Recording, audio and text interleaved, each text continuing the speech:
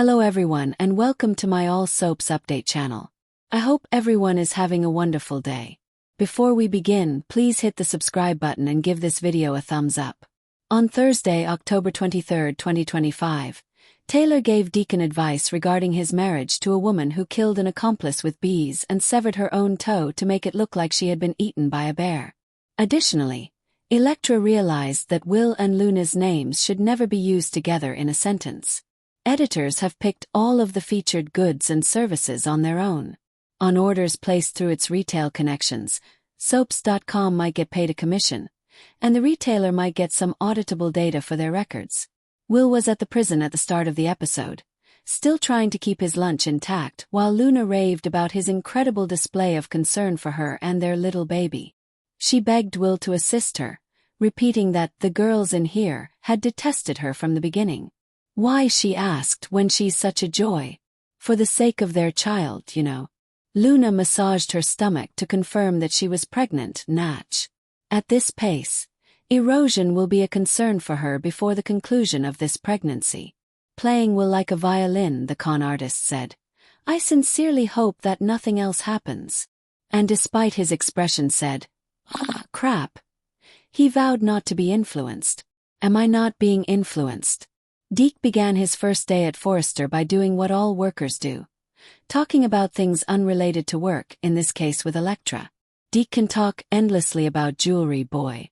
But it was Electra's remarks regarding Luna and his recollection of her entering his and Remy's apartment that truly caught his attention. Will left his visit with Luna and went back to work. I apologized to Forrester. Since no one works there, can we still call it work? Recapping the discussion he had just had with his baby mama was on his long list of things to do. Electra had a suspicion that you were concerned about her. She didn't distinguish between his concern for Luna and his concern for the infant in her imagination.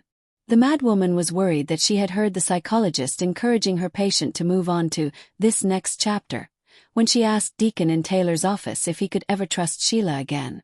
Deacon didn't respond, so Taylor answered for him. According to her, the couple's trauma bond now tended toward codependency. After that, she played back a litany of Sheila's most recent transgressions. Why not recite the lengthy list?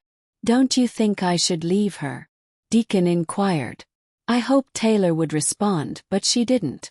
No, I think you should have never gotten mixed up with that crackpot in the first place, she said. She actually said, your heart hasn't failed you yet. Pay attention to it. Whoa, how long has it been? Just one session. 2. Deacon already felt as though he couldn't handle life without her. Deacon happily welcomed the fruit of my loins, a moaning Deke, after his treatment session. I apologize, but didn't Deacon have some real swag in the past? Is it dad jokes now? After working for a full 15 minutes, Deke was eager to hear about his misguided marriage and was ready for a complimentary pizza lunch from Dad.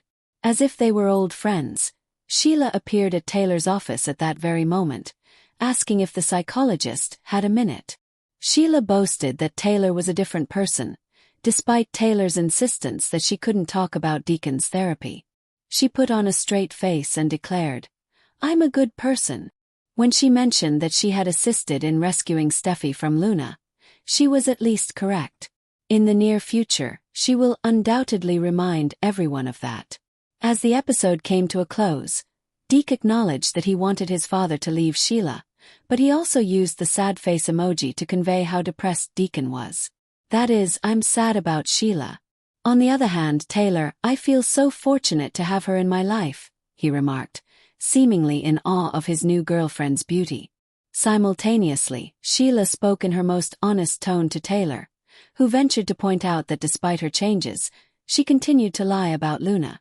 Sheila remarked, Deacon is everything to me, adding that because her granddaughter was no longer a threat, there was no reason to worry.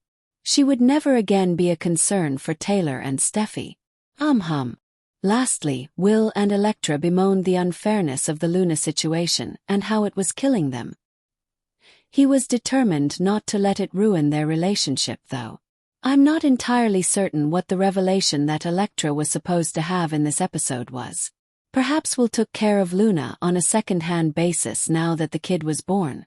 Across town, the camera panned to Taylor Hayes' office, where soft instrumental music played beneath the hum of the city.